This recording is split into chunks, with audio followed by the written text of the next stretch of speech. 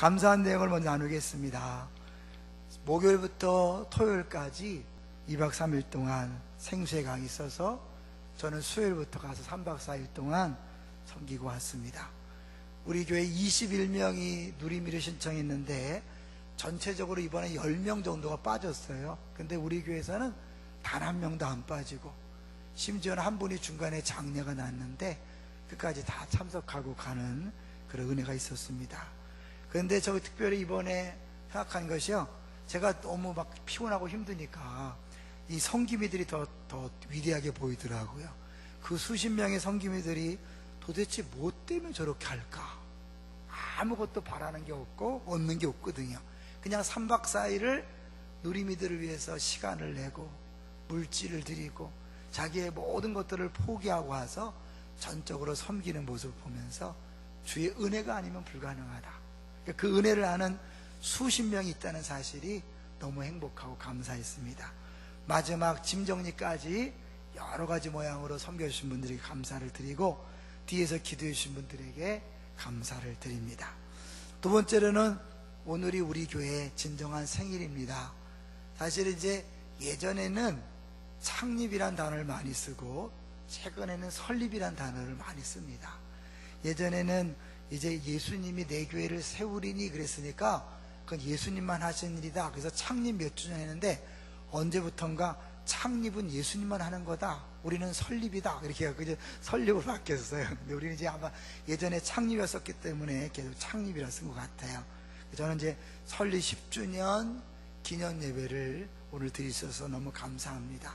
10년이란 긴 시간 동안 풍성한 은혜를 부으셔서 우리 교회 여기까지 왔고요. 더 감사한 것은 하나님이 사방팔방에서 우리 성도들을 여러 가지 모양으로 불러 모아주시고, 그 불러 모아주신 성도들이 각자 위치에서 최선을 다해 충성하고 섬김으로 우리 교회가 이만큼 든든히 섰습니다.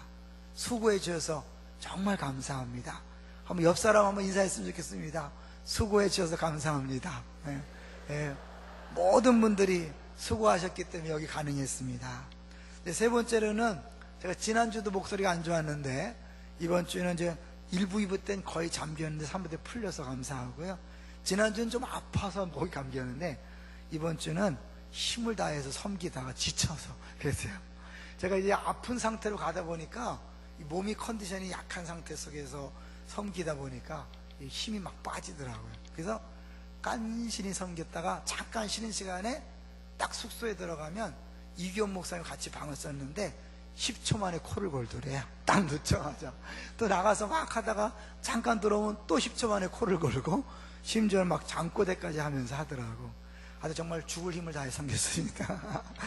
근데 기쁘죠. 감사하죠. 왜냐면 그렇게 섬길 수 있는 자리에 있다는 것이 감사하고, 그렇게 하니까 매 순간마다 주님 주시는 힘으로 봉사한다는 게 바로 이거구나, 아주 절실하게 느끼고 그렇게 왔습니다.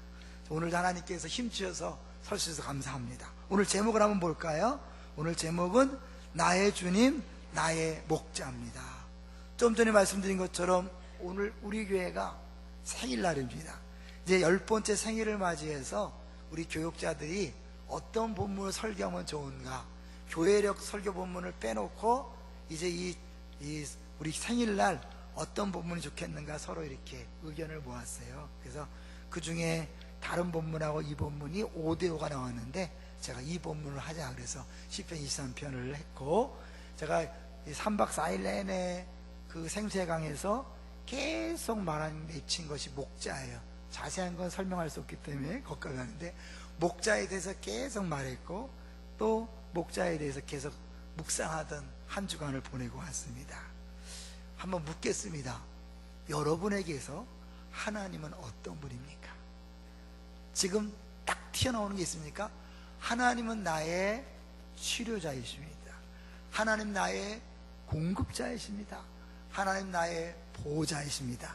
하나님은 나의 아빠입니다. 여러 가지 있을 수 있겠죠. 근데 성경적으로 가장 좋은 고백이 있다면 구약적으로는 하나님은 나의 목자입니다. 신약적으로는 주님은 그리스도시요 살아계신 하나님의 아들, 이렇게 만나면 이 두 고백이 연결되는 거죠. 결국 하나님은 나의 목자라는 것은 신약에 와서 주님은 나의 그리스도시라고 고백하는 것처럼 모든 문제의 해결자가 된다는 그런 고백입니다. 왜냐하면 하나님 목자가 되시면 양의 모든 필요를 채우시는 것처럼, 모든 걸 공급하시는 것처럼, 보호하시는 것처럼 하나님 우리 목자가 되는 순간 우리의 모든 것들을 다 해결해 주시기 때문입니다. 믿습니까? 오늘 그동안도 그렇게 알고 있었다면 더 확신을 갖고 그런 고백을 하시고, 그렇지 않다면 오늘 설교를 듣는 중에 하나님이 나의 목자라는 것이 어떤 의미인가를 깨닫고 평생 하나님 나의 목자라고 고백하며 살게 되시기를 주의 이름으로 축원합니다. 시편 23편은 무한한 복음물이 들어있기 때문에 한 시간 갖고 어렵지만 제가 두 개의 주제를 중심으로 본문을 풀어가려고 합니다. 두 개의 주제는, 하나는 인도자요, 두 번째는 보호자입니다. 자, 첫 번째 인도자에 대해서 한번 볼 텐데요, 2절을 보십시오. 2절 같이 읽어볼까요? 시작. 그가 나를 푸른 풀밭에 누이시며 쉴만한 물가로 인도하시는도다. 인도 나왔죠? 3절도 보겠습니다. 3절 시작. 내 영혼을 소생시키시고 자기 이름을 위하여 의의 길로 인도하시는도다. 2절과 3절에 연달아서 인도하시는도다, 인도하시는도다. 1절에 여호와는 나의 목자시니 내가 부족함이 없다 하고, 그 부족함이 없는 비결이 뭐냐면 2절부터 6절이잖아요. 그런데 2절 3절에 연달아서 인도하신다 그랬으니까 하나님은 어떤 분이냐면 우리를 인도해 주시는 분이죠. 근데 2절에 말하는 인도한다와 3절에서 말하는 인도한다가 원어적으로는 조금 차이가 있어요. 달라요. 2절은 우리의 필요한 풀밭과 물가를 공급하는 그런 차원이라면, 3절은 하나님께서 원하시는 목적을 향하여 우리를 인도해 가신다는 거예요. 더 구체적으로 본다면 2절에 우리가 주목해야 될 단어는 누이시며라는 단어입니다. 야, 누이시며 어떤 느낌이 들어요? 두 발 두 다리 다 뻗고 이렇게 발랑 누운 걸 생각하죠. 근데 양은요, 두 발 두 다리 네 다리가 공중으로 향하는 순간 죽을 위험에 처하는 겁니다. 양은 혼자 발랑 자빠지면 못 일어나요. 그래서 막 발버둥을 쳐요. 그러면 이 되새김질하는 동물이기 때문에 가스가 차올라서 혈액을 마비시켜요. 그래서 결국은 죽어요. 그래서 목자는 양을 잃어버리면 빨리 가야 돼요. 맹수의 위험으로부터 보호할 뿐만 아니라 이 양이 잘못해서 발랑 뒤집어지면 거기서 발버둥 치다가 죽기 때문에 빨리 가서 이렇게 엎어놔야 되거든요. 그럼 여기 누인다는 말은 뭘까요? 좀 달라요. 이거는 아주 편안한 자세에 기대면서 엎드려 있는 자세예요. 엎드리는 자세. 근데 이 직접 양을 키운 경험 있는 어떤 목사님이 양들이 이렇게 편하게 눕기 위해서는 4가지의 조건이 필요하다, 그런 것들을 말씀했어요. 한번 정리해 볼게요. 첫 번째 조건은 양이 자기를 잡아먹으려는 원수, 맹수가 없어야 편안히 초장에 누울 수 있는 거예요. 그러니까 위험 요소가 없어져야 되는 거죠. 두 번째는 양들끼리 서로 싸우지 않고 화목해야 초장에 누는 거예요. 양들이 끊임없이 다투는 거 아세요? 그러니까 우리가 성도들이 진정한 만족을 누리려면요, 다투지 말아야 돼요. 싸우지 말아야 돼요. 양들도 다투면 편안히 눕지 못해요. 세 번째는 몸에 빈대, 벼룩 이런 그 해충들이 없어야 편안히 눕는데요. 얘 또 이 양들에게는 이 파리, 이상한 파리들이 코 점막에다가 알을 까요. 그러면 그 알에서 애벌레가 나와서 코로 들어가서 머리로 들어가면 미쳐버려요. 그래서 아무 데나 들이받고 바위도 들어받고 막 그러기 때문에 기름을 발라주는 거예요. 그 파리가 똥을, 그 새끼를 못 하도록. 그리고 여기 말하는 빈대, 벼룩 이런 지저분하거든요. 그런 것들을 닦아주기 위해서 기름을 하고, 때로는 기름 속에 집어넣기도 하고 그런 거죠. 그럴 때 편안하게 누울 수 있는 거예요. 네 번째 조건은 충분히 꿀을 먹고 배가 불러야 초장에 들어눕는데요. 자, 4가지 정리해 볼까요? 왜냐하면 기억해야 나중에 결론하고 연결되거든요. 첫 번째 어떤 조건이요? 맹수가, 자기를 위협하는 요소가 없어져야 돼요. 두 번째는요, 서로 싸우지 않아야 돼요. 세 번째는요, 네, 안에 자기를 괴롭히는 병충해나 해충들이 없어야 돼요. 네 번째는요, 실컷 먹고 만족해야 누울 수 있는 거예요. 그런데 스스로 눕는 것이 아니라 2절에 보니까 뭐예요? 누이시며. 누가 누이신다고요? 그가 나를 누이시며. 목자이신 하나님이 양들, 우리들을 풀밭에 눕게 하시는 거예요. 그러니까 하나님이 그 네 가지의 조건을 친히 만족시켜 놓고 여건을 다 해놓고 나서 우리를 쉬게 하는 거죠. 그러니까 하나님이 그렇게 해주시는 것을 이야기하는 거예요. 자, 나중에 또 나올 거예요. 그 다음에 쉴만한 물가로 인도한다. 이렇게 우리에게 필요를 채워주는 것도 하나님의 인도하심이지만 더 중요한 인도하심은 3절에 나와요. 3절에 보니까 의의 길로 인도하시는데 그 앞에 보니까 3절 앞부분에 내 영혼을 소생시키시고, 이 소생이란 단어가 굉장히 중요해요. 전 개인적으로 이 소생이란 단어를 묵상하다가 굉장히 은혜를 받았어요.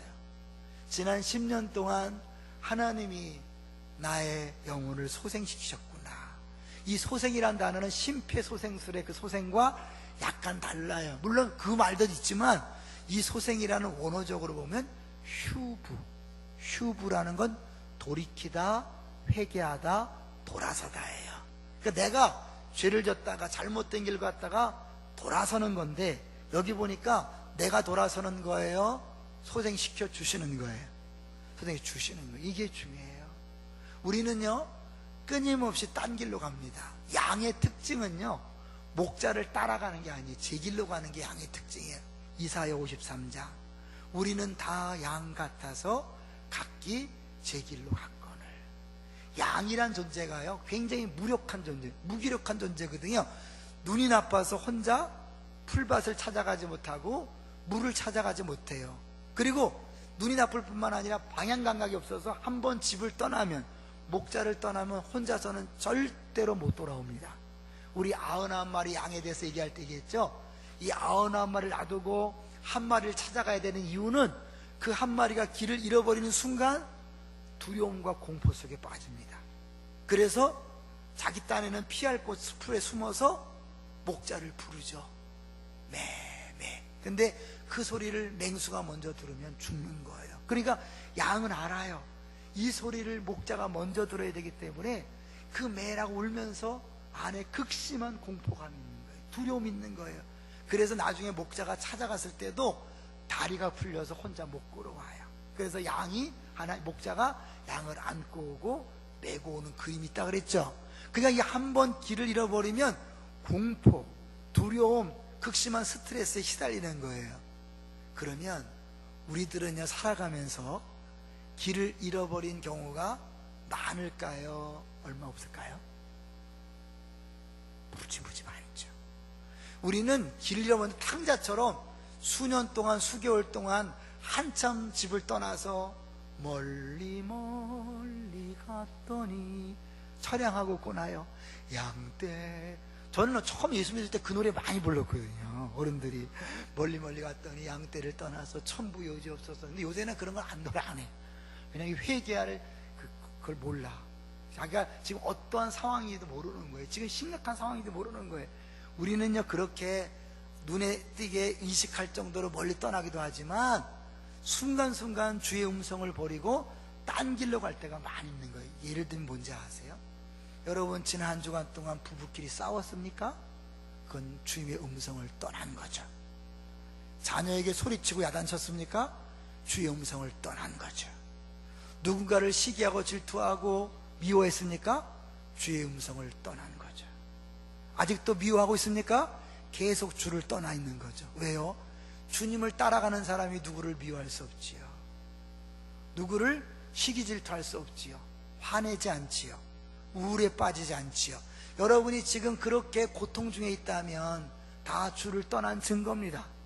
근데 주님이요 우리가 의식하지 못하는 사이에 다시 제자리에 갖다 놓고 다시 제자리에 갖다 놔서 여기 이렇게 있는 줄로 믿습니다. 우리가 의식하지 못하는 하루에도 12번이 아니라 수십 번 우리는 끊임없이 주님이 용서해라, 사랑해라 그렇게 음성을 들려줘도 아닙니다. 저 인간은 용서 못합니다. 그러면서 순종 안 하면서 계속 미워하고 다투고 시기하고 질투, 다 주를 떠난 거예요. 심령이 평안할까요? 영혼이 죽어가고 있죠. 근데 이게 멀쩡히 살아있는 이유는 뭐예요? 하나님이 그럼에도 불구하고 계속 영혼을요 또 소생시키시고 또 소생시키셔서 이 자리에 있게 하는 거예요. 그러니까 이걸 안다면요 다른 사람에 대해, 특별히 자녀를 야단치면 안 돼요. 왜요? 이런 자녀 야단치는 이유가 뭐죠? 다 너 잘 되라고 하는 거야. 내 말 안 들으면 너 망해, 죽어, 거지 돼. 그런데 하나님은 우리에게 왜 말씀하시죠? 우리 잘 되라고, 잘 되라고 말씀하지만 그렇게 딴 길로 가면서 왜 애들은 지답지답 하는지 주제를 아시기 바랍니다. 근데 우리가 모르니까 살죠. 그 다음에 미쳐서 못 살 거예요. 다 우리는 그냥 괜찮은 사람이려니 하고 살기 때문에 사는 거죠. 나를 진짜 다 본다면 미쳐서 못 살 거예요. 착각하며 사는 것이 그것도 복이잖아요. 그렇지만 알고 보면 주님이 또 돌리고 또 돌리는 거예요. 제가 10년을 들어봤어요. 담임 목사로서 제가 다 옳은 결정만 했을까요? 다 맞는 설교만 했을까요? 다 옳은 행동만 했을까요? 아니요.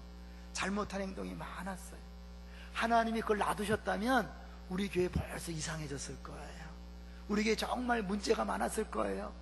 어쩌면 분열됐을지 몰라요. 근데 그때마다 하나님이 또 나도 모르는 사이에 돌이키게 하고 주 앞에 무릎 꿇게 하고 다시 주님 바라보게 하고 복음 앞에 서게 하고, 그래서 여기까지 온 줄로 믿습니다.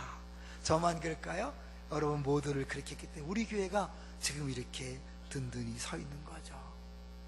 근데 주님은 그렇게 하시면서 결국 어디로 인도하냐면 자기 이름을 위하여 어디로? 의의 길로 인도하시는 거예요. 의의 길, 완전한 길, 옳은 길, 정직한 길, 공의의 길, 하나님이 작정하신 길로 우리를 인도하는 거예요.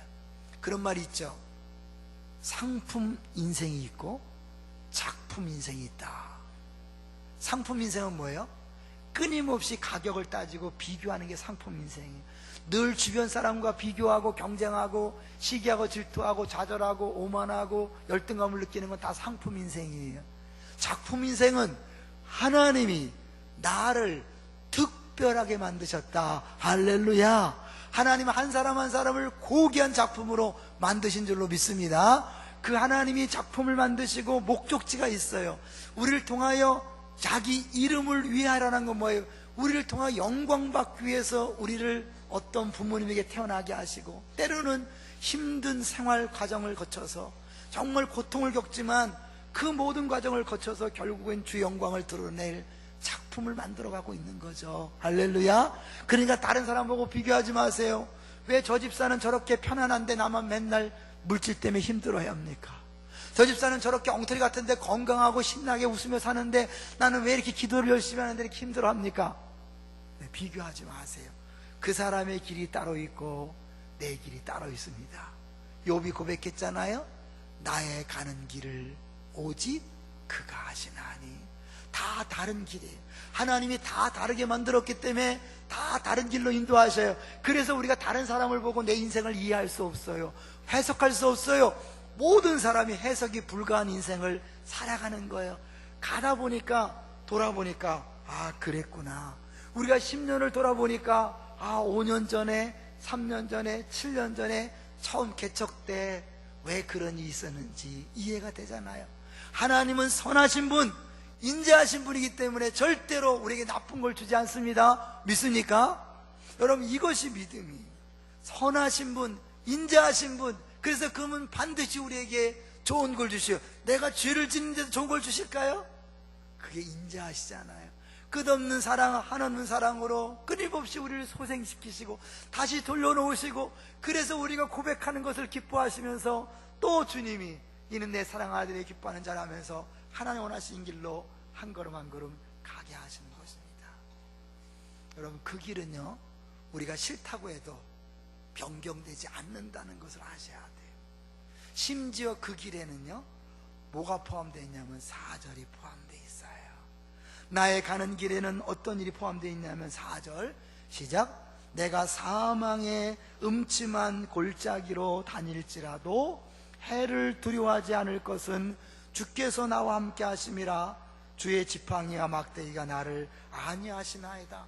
2절과 3절이 인도함에 대해서 집중적으로 막 고백했다면 4절은 인도함 플러스 보호하심을 같이 얘기하는 거예요. 그래서 인도하심과 보호하심은 손의 양면과 같아요. 떨어질래야 떨어질 수 없는 거예요. 자, 우리를 자기의 의의 길로 인도하시는데 그 길에는 뭐가 있다고요? 사망의 음침한 골짜기. 이게 신앙생활이 어려운 거예요. 왜 선하신 목자가, 나를 사랑하시는 분이 이렇게 어려운 길로 인도하냔 말이에요. 하나님 살아계신 거 맞습니까? 하나님 나 사랑하는 거 맞습니까? 왜 나의 인생에, 우리 집에, 우리 자녀에게 이렇게 고통이 끊이지 않고 정말 죽어라 합니까? 예, 사망의 음침한 골짜기가 죽음의 고통이죠. 죽음의 두려움이. 실제로 이스라엘 나라 가면, 저는 못 가봤지만 거기 사망의 음침한 골짜기 실제로 깊은 협곡이 있고 거기 맹수들이 도사리고 있고 빠지면 거의 죽을 뻔한 그 위험한 그 사망이 벽으로 이렇게 쭉 펴기 때문에 굉장히 두렵답니다. 그 길을 목자가 인도해 가는 거예요. 실수해서, 실패해서, 몰라서 가는 게 아니라 하나님이, 목자이신 하나님이 필요해서 그 길로 인도하시는 줄로 믿습니다. 나중에 그 길을 통과하고 나서야 할 수 있는 것, 그것이 사망의 음침한 골짜기예요. 하나님이 그 길로 우리를 인도했다면 여러분, 기도해도 소용없습니다. 목사가 기도해도 소용없다? 그걸 기도하면 안 돼. 하나님 벗어나게 해주세요. 여러분, 아무리 기도해도 안 벗어나요. 왜? 벗어날 길이라면 그 길로 인도도 안 했어요. 그러니까 우리 기도는 뭐예요? 하나님, 이 길을 잘 가게 해주십시오. 감사함으로 가게 해주세요. 여러분이 울고불고 해도 그 길은 지나가야 되고, 감사하고 기뻐해도 그 길은 지나가야 하는 것입니다. 어떻게 가실래요?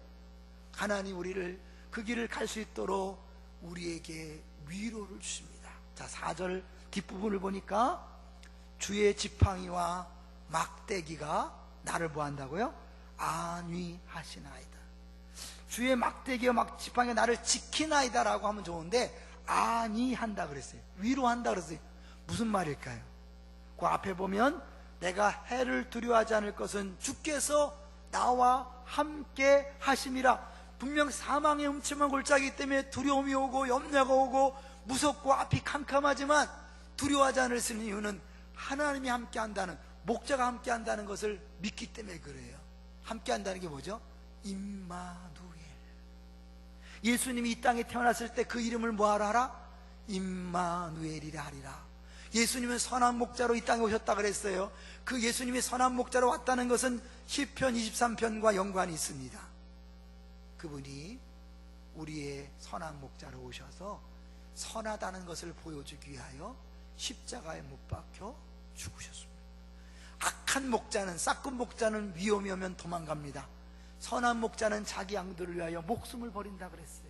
예수님이 우리가 따라갈 만한 믿으신 분, 그분을 믿을 만한 이유는 그분이 우리를 위하여 죽으심으로, 이분은 진짜 선하신 목자구나, 믿고 따라갈 수 있구나, 그걸 보여준 거예요. 여러분이 신앙생활 하다가 이 길 맞나? 이렇게 계속 가도 되나? 딴 길로 가볼까? 그래 가는 순간 죽는 거예요. 이 중에도 수없이 많은 사람들이 갔다 온 사람도 있지만, 이 예배당에는 있지만 수없이 딴 길로 왔다 갔다 하는 사람이 있어요. 탕자는 나갔다 돌아왔지만 그 형은 집은 안 나갔지만 계속 그 안에서 탕자의 모습으로 살아가는 거예요. 계속 길 잃어버린 양처럼 살아가는 거예요. 여러분, 힘들고 어려워도 버티세요. 그러면서 기억하세요. 하나님이 나와 함께 하신다. 할렐루야. 의심될 때마다 십자가를 바라보세요. 저 십자가가 뭐냐? 하나님이 이 땅에 오셔서, 목자이신 하나님이 이 땅에 오셔서 나를 위하여 죽으심으로 내가 너를 위하여 이렇게 피 흘려놓으라. 내가 너의 선한 목자다. 나를 믿고 따라오라. 그런 음성을 들으셔야 돼요. 근데 그 음성을 듣기 전에 우리가 또 들어야 될 게 있습니다. 그건 뭐냐면, 주의 지팡이와 막대기가 아니한다는 말이 뭘까요? 여러분, 사실 사망의 음침한 골짜기 갈 때 양은 눈이 나쁘기 때문에 목자가 조금만 거리를 두고 앞서가도 안 보이니까 불안해요. 그래서 이 목자가 가끔 두들겨. 막대기로 두들겨. 왜요? 막대기를 두들겨서 그 소리를 듣는 양은 그렇지, 나의 목자가 저 앞에 있지. 근데 뭘 두려워해? 이 막대기 소리를 툭툭 치는 거예요. 그래서 주의 지팡이와 막대기가 나를 보호하신다고 표현이 아니라 안위하신다. 그 막대기 소리를 들을 때마다, 그래, 주님이 나와 함께 하시는데, 목자가 나와 함께 하시는데 뭐가 걱정이야? 그렇게 하는 거죠. 이거를 우리 삶 속에 적용해 본다면 하나님이 여러분에게 수없이 막대기 소리를 들려줍니다. 예를 들면 어떤 사람이 갑자기 기도하는데 김 집사 생각이 났어요. 왜 김 집사 생각이 났을까? 전화했어요. 김 집사님, 내가 기도하는데 김 집사님 생각이 났습니다. 무슨 일 없으세요? 당연히 있지요. 하나님이 그와 함께 있다는 것을 보여주기 위해서 누군가에게 음성을 들려준 거예요.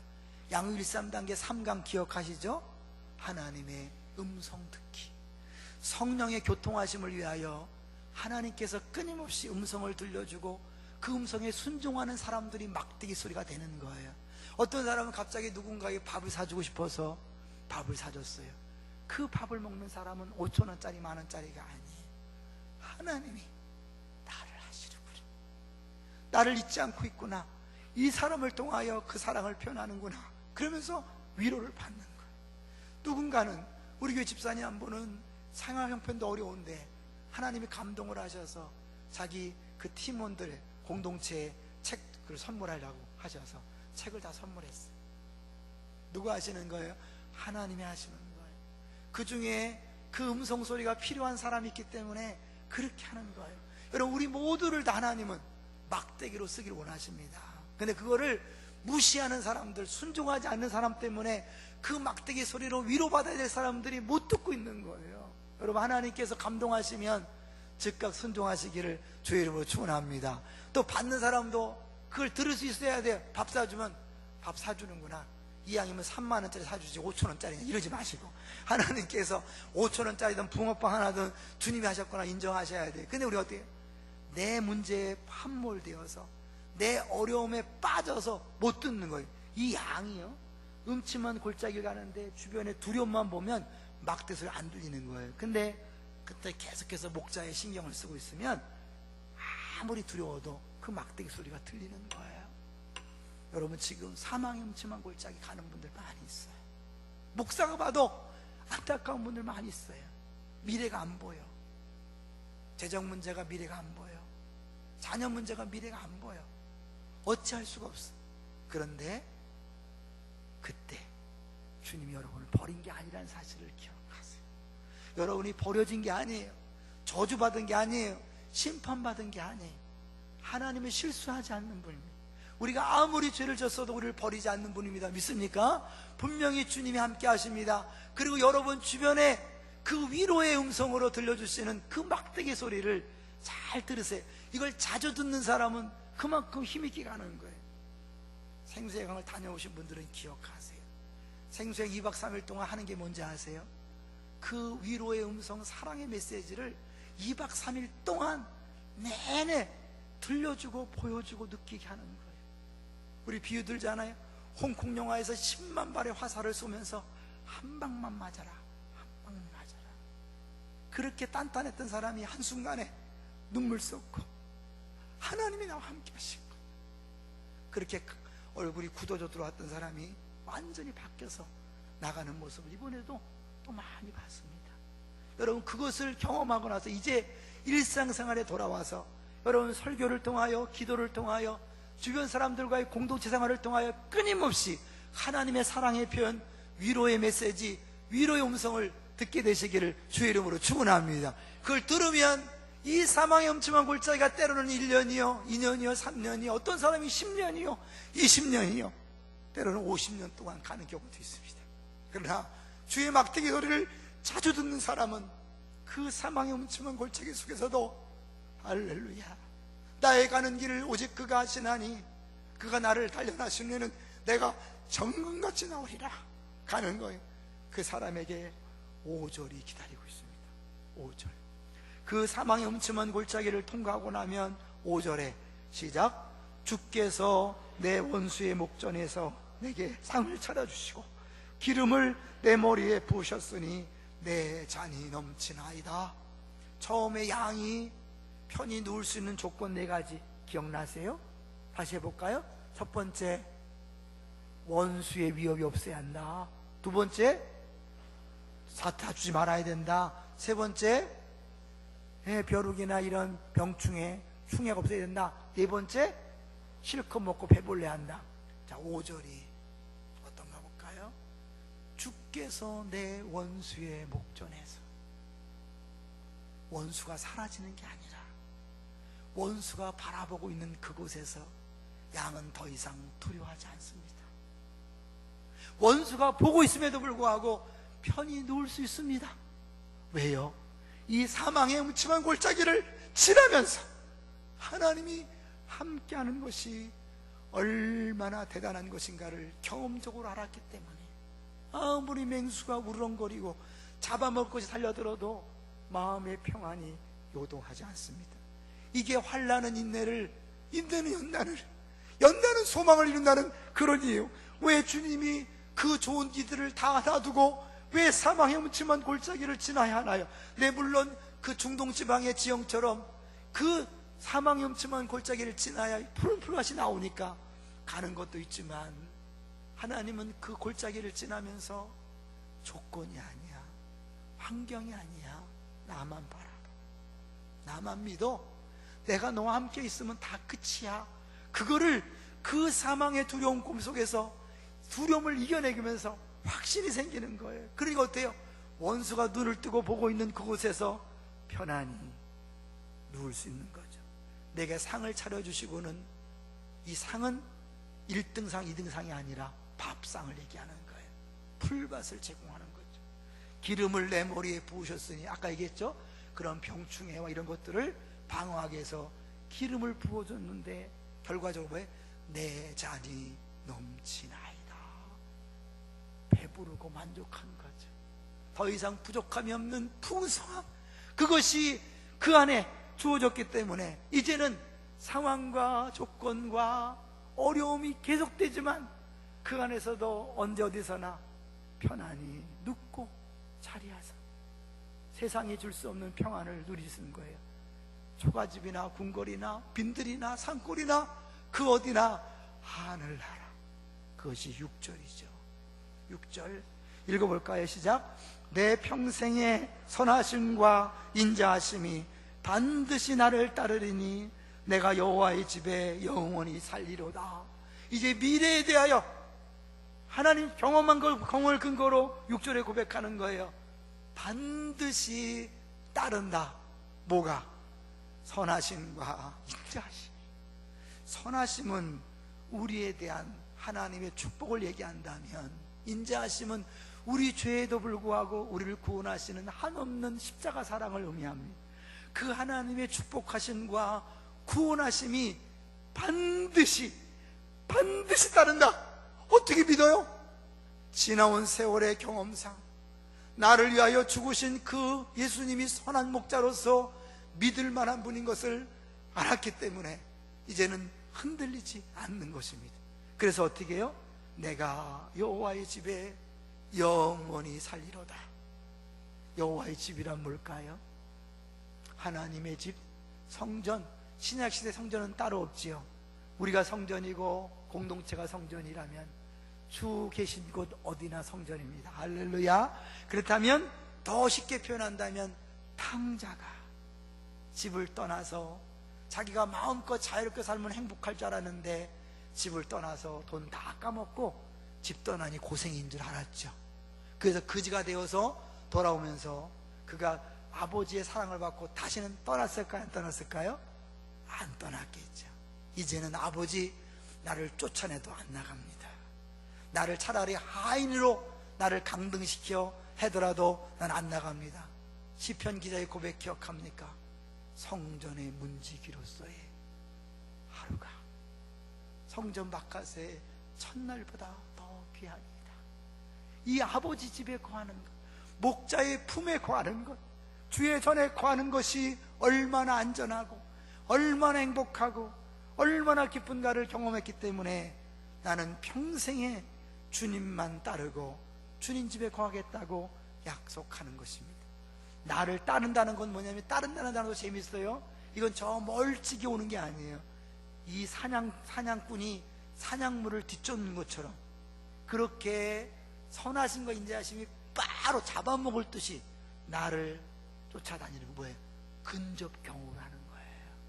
안 보이지만 그분은 필요할 때 선하심으로, 필요할 때 인자하심으로 한순간도 놓치지 않고 우리와 함께 하시는 줄로 믿습니다. 그렇다면 여러분, 지금 여러분 인생 하나님이 목자시라면 여러분 인생에 선하심과 인자하심이 함께 하시는 줄로 믿습니다.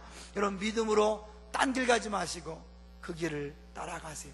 우리 교회 지난 10년 볼 때 왜 어렵지 않았겠어요? 처음 우리 개척했을 때 주변 사람들이 저 교회 망한다 그랬대잖아요. 안산 동산교회와 제일교회 사이에서 저 이름도 없이 빛도 없이, 빛은 광이지만 이상한 부목사 하나가 시작했는데 저거 곧 망한다, 그래서 소문을 냈대요. 또 이단이라고 소문도 내고. 왜냐면 자기네 교회에서 옮겨가면 이단이 돼요. 그래서 이단 소문나고 망한다 소문나서 우리 교회에 오고 싶어도 안 온 사람들 많이 있다 그랬어요. 그런데 하나님이요, 여기까지 오게 했잖아요. 주님의 교회, 주님이 친히 목자 되셔서 인도하실 줄로 믿습니다.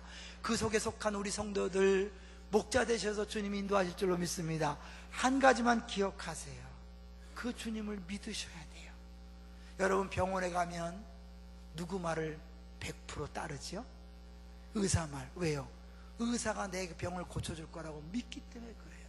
그 인간인 의사는 그렇게 믿고 따르면서 정말 좋으신 선하신 목자이신 하나님을 왜 안 따라가십니까? 이제 세상에 한눈 팔지 마시고 우상의 소리에 귀 기울이지 마시고, 나에겐 주님밖에 없습니다. 주 없이 살 수 없네. 주님만 바라보고 주님만 의지하고, 이해가 안 되고 해석이 안 돼도 그냥 한 걸음씩 묵묵히 순종하면서 가보세요. 사망의 음침한 골짜기에 나와도 가보세요. 조금만 더 가면 원수의 목전에서 상을 베푸시고 기름으로 내 머리에 바르셔서 내 잔이 넘치나이다, 내가 부족함이 없으리로다, 모두에게 주어진 은혜요 복인 줄로 믿습니다. 예수님 때문에, 십자가 때문에 여기 앉아있는 모든 사람에게 주어진 이 복을 절대로 놓치지 마시기를 주의 이름으로 축원합니다.